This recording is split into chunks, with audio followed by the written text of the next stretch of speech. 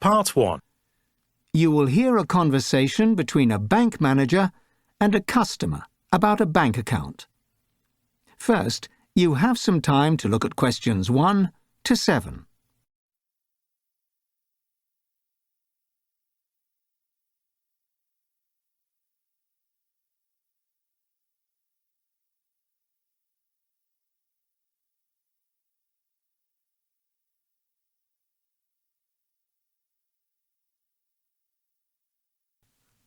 Listen carefully to the conversation and answer questions 1 to 7.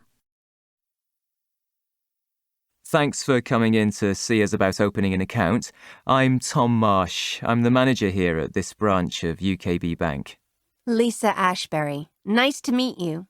Please, take a seat. So, I understand you're interested in opening an account with us. Yes, I want to open a savings account, but today I'd like to find out more about opening a current account. Can you give me some details about it? Of course. Well, there are no charges for using this type of account with us, like there are with some other banks. In fact, we reward you with a type of bonus at the end of each month. We credit your account with £5 if you've made more than 10 transactions in the previous month. Great, but tell me, how good are you at getting in touch with customers? My current bank are not very good at communicating if there's a problem. No message, no call, no letter. I see. We work in a slightly different way here at UKB. Any issues we see on the account, and we send you a text message to your phone to advise you. In addition, we immediately send out a letter with this information too. That sounds great. I know your customer service center won an award last year for excellent service. I'm afraid I can't say the same for my existing bank. They take at least 20 minutes to even answer your call. At our centre, our policy is to pick up the phone within 2 minutes. If this isn't possible due to high demand, we'll ring you back at a suitable time. Sounds promising. So, what do you need from me to open the account? Let's start with some personal details, and then we'll get you an account number and card set up. By the way, is there a charge to have a debit card for the account? My current bank charges around £15 a year. No, maybe it's £20. Yes, I'm sure it is. We used to charge £10 per year, but now there's no charge, and the chequebook is free of charge if you need one. Great, let's open the account then. Okay. First name is Lisa, Lisa, correct? That's right. And the surname is Ashbury. Can you just confirm the spelling of that for me? Sure. It's Ashbery, Mrs. Great. And your address, please? 20 Priceley Lane, GT5 9HS. Is that Priceley with an S? A C.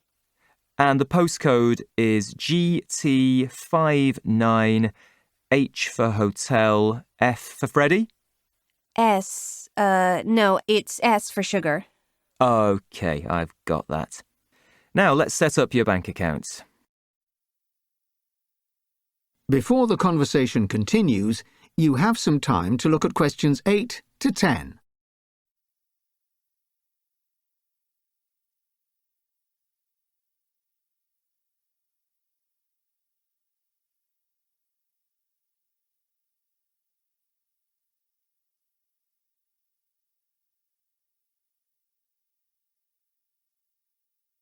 Now listen carefully and answer questions 8 to 10.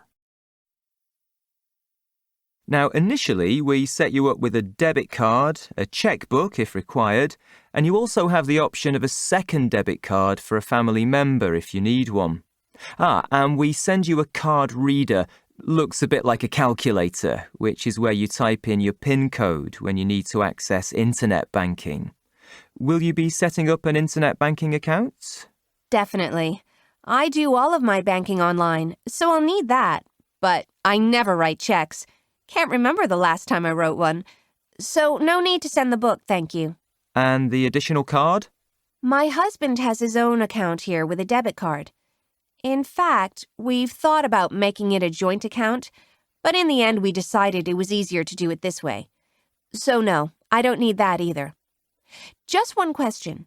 How do I get my PIN number and account number? The account number, you'll get that today before you leave, but we'll send an email to confirm everything. The PIN number will arrive by post within the next couple of days, along with your debit card. As for the card reader, that must be picked up in branch, so we'll give you a call when it arrives. Great. While I'm here, can I take a leaflet about your savings accounts? Of course. There are 3 different types of accounts. If you have under £5,000 to save, our bronze account is the best. The silver option is for amounts above this and up to £10,000. And the gold, well, that's for sums over £10,000, but you have to invest for at least 3 years. Well, it depends what we decide. But I imagine we'll be putting around £7,000 into it if we decide to go ahead. So I'll take this leaflet. OK. Any questions before we create the account number? That is the end of part 1. You will now have half a minute to check your answers.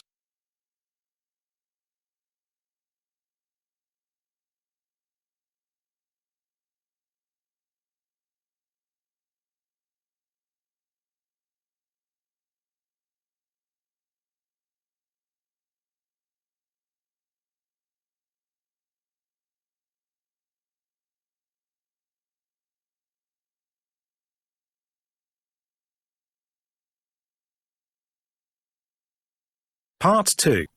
You will hear a guide talking to a group of tourists at a train station. First, you have some time to look at questions 11 to 14.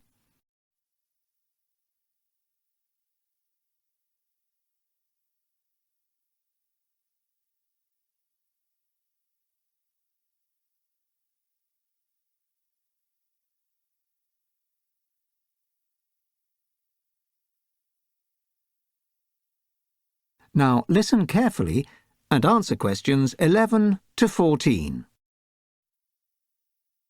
Good afternoon, everybody, and welcome to the magnificent and historic central train station here in Puerto Nuevo, Spain. While you wait for your train to Seville, I'll be telling you a little about the construction and history of the station you're standing in. I'll also be giving you an overview of the facilities and services on offer here, as well as where to find them. Puerto Nuevo's first railway station was built in 1851. The country's first rail line had been opened only 3 years earlier, so trains were relatively new to Spain at that point. The original station in the centre was mostly destroyed in a fire, and it was completely rebuilt and reopened in 1892, and this is the building we see today. The design for the building was created by Alberto Palacio, a highly respected Spanish architect. Palacio used a colourful red stone for the outside, supported by a structure made of iron. The station is made up of 2 main buildings, connected by an impressive iron and glass roof that covers the platform area and allows natural sunlight to reach the station floor. In 1985, work began to extend the station, adding more platforms and expanding the waiting areas. This was partly in preparation for the high-speed trains, which were introduced in 1992. This service now operates between most major Spanish cities and has drastically reduced the time of journeys between Puerto Nuevo and Barcelona, for example.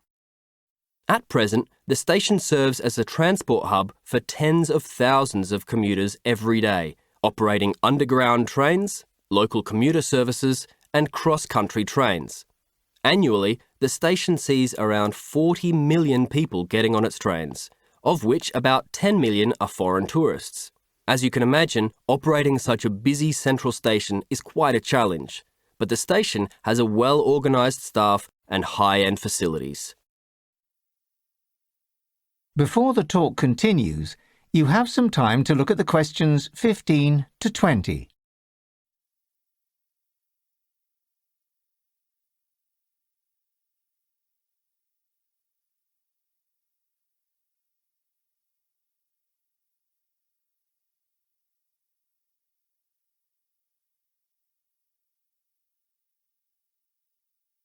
Now listen carefully and answer questions 15 to 20.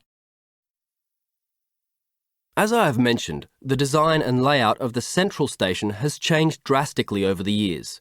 Let's take a look at the floor plan and note some of the new features that you can see while you're here. As you can see, it is quite a large station with a number of different areas. Visitors enter the station through the grand entrance at the front of the building.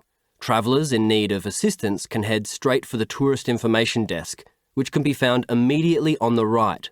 They speak most international languages here, so you don't have to worry if you're not great at Spanish. You may also need to use the bathroom before you travel. The toilets are located on the other side of the station in the corner, just by the entrance. Upon leaving the toilets, you'll find the cafe to your left, where you can get a drink and some snacks for your journey. And just past that is the souvenir shop, offering a range of gifts, clothes and postcards of the city of Porto Nuevo. If you need a ticket to travel, you can buy these from the ticket machines, or you can go to the ticket office near the ticket barriers. The staff are very friendly and speak English, French and Spanish. You can pay by cash or card. Access to the shopping area is up the stairs behind the ticket office. Once you have your ticket, head through the ticket barriers to the 2 platforms. The first and closest platform is for trains going south of the city. It's worth walking down the platform just to see the marble statue of Queen Isabella I of Spain. The far platform is less impressive, with only a vending machine at the end selling cold drinks for thirsty commuters. If you walk back from the statue on platform 1, you'll come to 2 large offices. The first one in front of you is the place to go if you lose your bag or leave it on the train. The sign says Lost Property Office in English as well as Spanish. Although we can't guarantee you'll recover everything, the staff are pretty good at finding your missing possessions. Next door to this room, you'll find a number of people in uniform whose job is to keep the station safe. This is the security office, and it's where you should go if you have anything stolen, although this is very rare. Over the last year, only 20 items have been reported stolen by travellers. We're sure you'll have a safe and enjoyable experience in the Porto Nuevo Central Station. Now, if you look over here, we have a map of the shopping area attached to the station. That is the end of part 2. You now have half a minute to check your answers.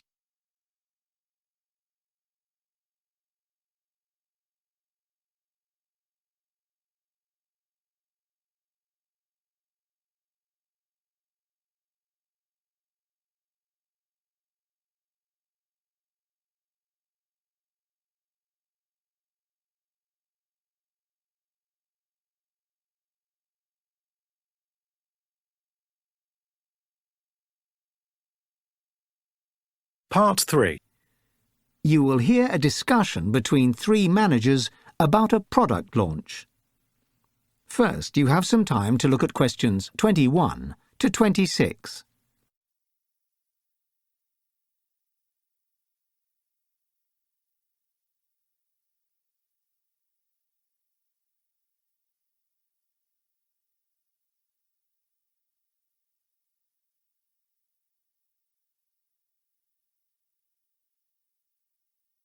Now listen carefully and answer questions 21 to 26.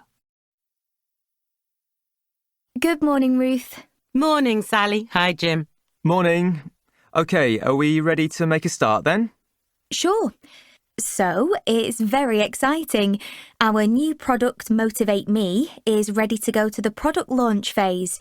It's coming out at the end of November to make the most of the Christmas and New Year shoppers in December, and we need to decide the details of that.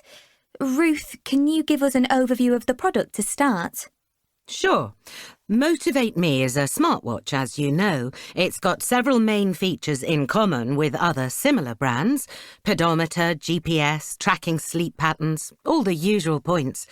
However, what our innovative design does, which most other products on the market don't, is offer a fully waterproof feature. Sounds great, but I have to say I've seen other products with that feature too. You're absolutely right, Jim. What makes ours unique is even the standard model can be completely submerged for extended periods of time. Our product design is solid, though many faults have been reported in our competitors, to be honest, meaning their watches weren't durable. Also, not all models benefited from this feature, so there were many occasions when the device would let customers down. Let's imagine you went running and got caught in a heavy downpour. The device could simply stop working with that level of rain. So we would be looking at pitching it towards not gentle day-to-day activity like walking or jogging, but more towards extreme sports, diving, surfing, winter sports, marathon runners, triathletes, mountain bikers, sports in which you'd expect to get wet and dirty. I know it was designed with this type of sport in mind. Indeed, and of course the other special feature of Motivate Me is its hard-wearing design and 7-day battery life. Ruth's right, and I've been actively involved in that. There really is nothing quite like it on the market at the moment, though our competitors won't take long in bringing out rival products, I suppose. Exactly, which makes it even more important that we do this launch well and get a real edge in the market before that happens. Before the conversation continues, you have some time to look at questions 27 to 30.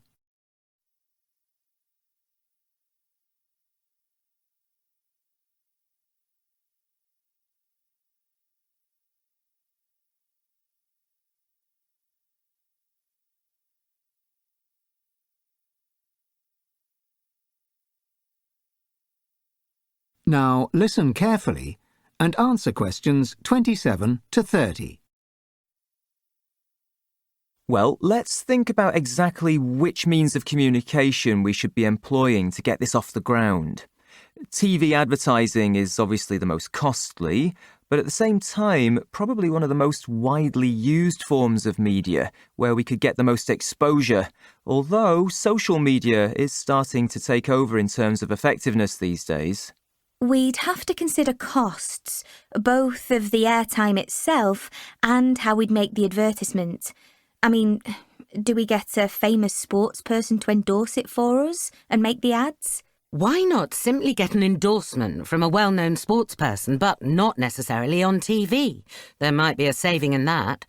We could contract someone professional to wear a Motivate Me when competing. I really like that idea, Ruth, though I'm not sure it'd be cheaper. If we want someone really famous, we'd be looking at a significant sum to get them to do this for us at real events. Couldn't we get local events organisers to do that for us? They could get participants or teams wearing our device in different cities during sports competitions without having to pay out huge sums for a Rafa Nadal or a Leo Messi, for example. That could really work. Great idea, Jim. Yes, I definitely support investigating that possibility further. Ruth? Definitely. Good thinking, Jim. As for shooting an advert for TV, we should consider doing that without an endorsement, I think. Though maybe we could look at contracting it out to a media company. Let's move on to social networking for now. Jim mentioned it before. Could we arrange to do it in-house? Maybe we could pay a digital marketing company to manage that for us. It's something that seems so easy to do, but it's not simple to do effectively, believe me. Well, maybe we do need to outsource that work then. We used a company a couple of years ago for something similar. I could get a quote and some ideas from them. I agree with that, Ruth. Me too. Now, what about magazine advertising? That is the end of part 3. You now have half a minute to check your answers.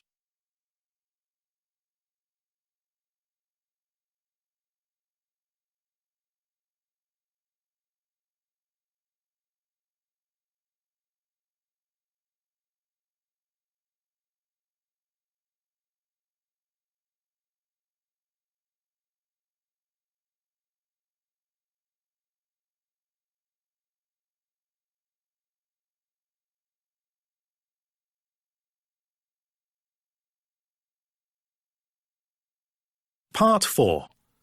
you will hear part of a lecture on features of urban design. First, you have some time to look at questions 31 to 40.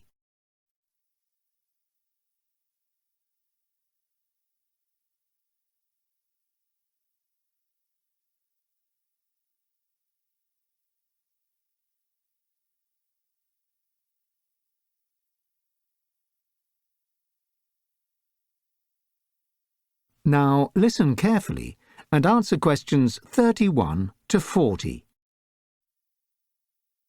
Good afternoon, everybody. As this urban design course is now nearing its end, we turn our attention away from the big picture, city planning, vast infrastructure projects, etc., and onto the smaller, but by no means less important, details. Over the next 4 lectures, we will be looking at the development of what has become known as street furniture. Now, you may not recall passing any sofas or standard lamps on the way to the lecture hall, but I assure you that furniture definitely does exist outdoors as well as in. In streets, parks and other public spaces, you can find an array of items, from benches to bollards to bus stops, taxi stands to traffic lights to telephone boxes. That would be grouped under this loose label. If you are now thinking, fair enough, but what's there to study? Isn't it just a case of ordering 10 bins and a few benches for this new park on Broad Street? For most of the 20th century, you would have held the popular opinion. It wasn't until the end of that century that the term street furniture came into existence. Street objects were a detail, a background accessory to which urban planners paid little attention. Most work on their implementation was delegated to subcontractors or technical teams who made their decisions based on purely functional and economic priorities. However, in recent years, it has become increasingly important to think carefully about the implications of certain decisions related to the selection of items of street furniture. These take into account a number of factors including aesthetics, cultural identity and uniformity, the environment, pedestrian mobility and road safety, as well as the logical and spatial relationship of one item, for example a bench, to another, a bin. More and more, what are called humanist concerns are becoming key. That is, how each item helps we humans interact with the surrounding environment.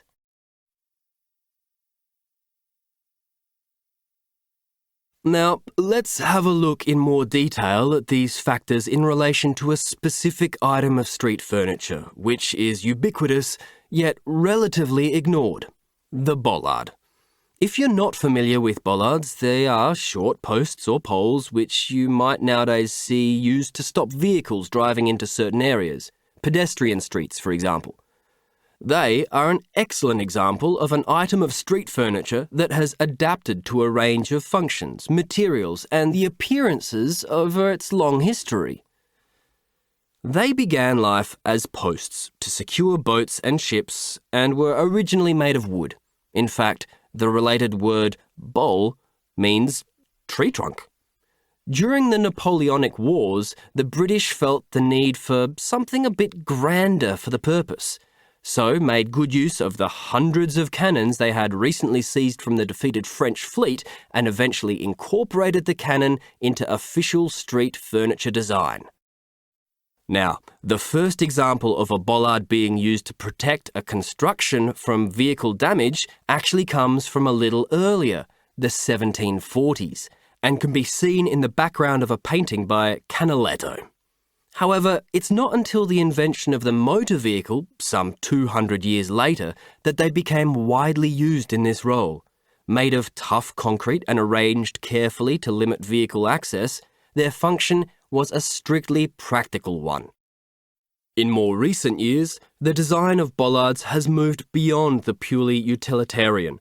There is a good example of this in the city centre of Norwich, England, where an artist's design of a bollard was central to a regeneration project intended to reflect the city's rich cultural history.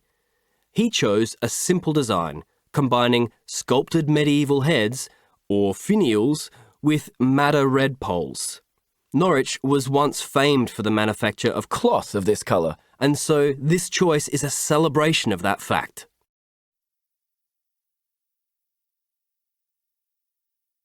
Let's now have a look at the simple yet effective design of a modern bollard. You can see on your handout a design for a rising or retractable bollard, which can prevent or permit access to areas as desired, such as when holding a parade. The idea is fairly simple. The bollard, which is made of heavy gauge materials, stands at 1.2 metres in its raised position, above a foundation case of 1.5 metres depth. The state of the bollard, whether up or down, can be altered when necessary by actuating a hydraulic system through the pushing of a button on the access panel. This controls the process, which acts through a conduit running just beneath the roadway. When the button is pushed, the bollard retracts into the galvanised casing below. Well, now, let's move on to look at another fascinating example of street furniture design, the humble bin. That is the end of part 4. You now have half a minute to check your answers.